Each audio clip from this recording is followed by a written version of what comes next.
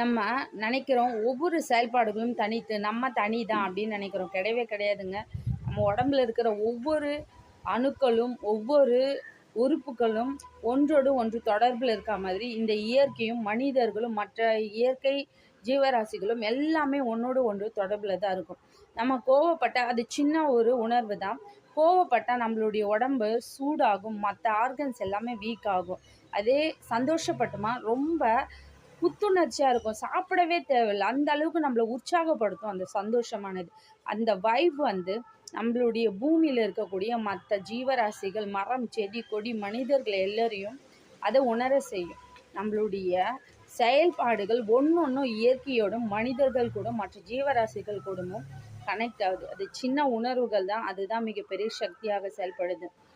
நம்ம உடம்புல இருக்கிற ஒரு ஆர்கன்ஸ் கட் பண்ணாலே மற்ற ஆர்கன்ஸ் ஆட்டோமேட்டிக்காக வந்து வீக் ஆக ஆரம்பிச்சிடும்.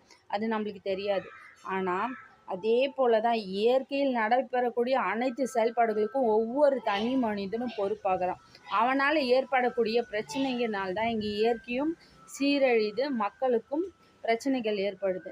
அதை புரிஞ்சிக்காம நான் தனி மனிதன், நான் செஞ்சது எப்படி தப்பாகும், நம்மளால் எந்த தப்பும் வரல, நம்ம எந்த பாவமும் பண்ணலன்னு நினைக்கிறதெல்லாம் முட்டாள்தனம். எல்லாமே இங்கு ஒன்றோடு ஒன்று தொடர்புடையது. எல்லாமே சங்கிலி தொடர் போன்றது தான். இது ஒன்று அறுத்தா எல்லாமே பிரச்சனையாகும். எல்லாமே